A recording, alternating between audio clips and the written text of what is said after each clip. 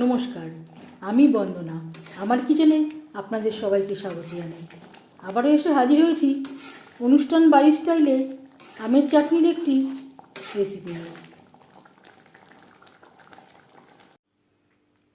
আমের চাটনি তৈরি করার জন্য এখানে আমি নিয়েছি 12 মাসে আম। 5টা আম নিয়েছি। এই আমের টক বেশি। আর নিয়েছি কাজু, কিশমিশ, খেজুর আমি 7-8টা খেজুর, এটা আমি ভিজিয়ে রেখেছি। আর নিয়েছি আমসত্ত্ব। সবার প্রথমে আমি খোসা ছাড়িয়ে আম টুকরো করে কেটে নিয়ে ফিরে আসছি। দিয়ে দিয়েছি 1 চামচ রিফাইন্ড অয়েল। ফোড়নে দিয়ে দিলাম একটা শুকনো লঙ্কা পাঁচফোড়ন। শুকনো লঙ্কা আমি টুকরো করে নিয়েছি। এতে ঝাল হবে না, লঙ্কার একটা ফ্লেভার আসবে। আর দিয়ে দেবো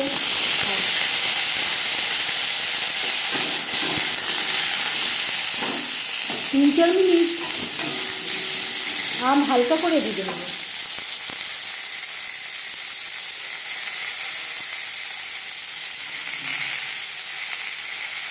স্বাদ মতো লবণ, হলুদের গুঁড়ো।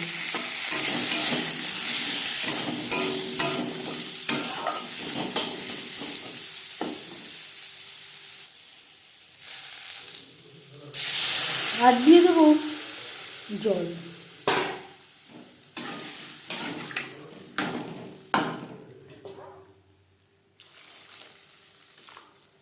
আম সেদ্ধ হতে একেবারেই সময় লাগে না, 3-4 মিনিট রান্না করে নেব। আম বেশ ভালো করে সুসিদ্ধ হয়ে গেছে। দিয়ে দিলাম আমসত্ত্ব খেজুর। খেজুর থেকে আমি খেজুরের বীজটা বের করে নিয়েছি।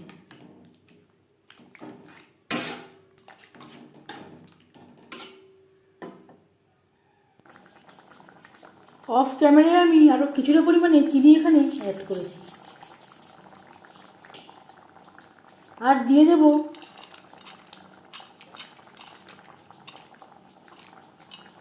কাজু কিশমিশ।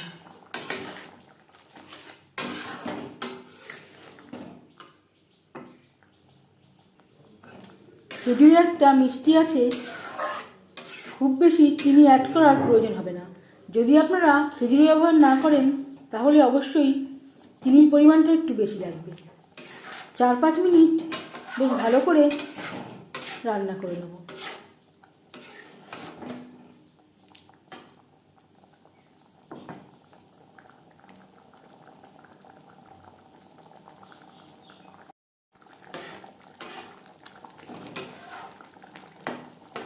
চার 5 মিনিট রান্না করে নেওয়ার পর গ্যাসের ফ্লেমটা বন্ধ করে দেব। তার আগে দিয়ে দেব 1 চামচ ভাজা জিরের গুঁড়ো। আমি জিরের গুঁড়ো ব্যবহার করলাম। এর পরিবর্তে আপনারা জিরে, মৌরি ও ধনে, শুকনো লঙ্কা একসাথে গুঁড়ো করেও অ্যাড করতে পারেন। গ্যাসের ফ্লেমটা বন্ধ করে দেব।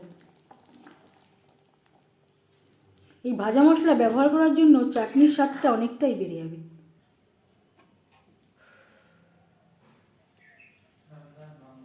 আধ ঘন্টা পর ঠিক কেমন হয়েছে সেটা আমি দেখালাম।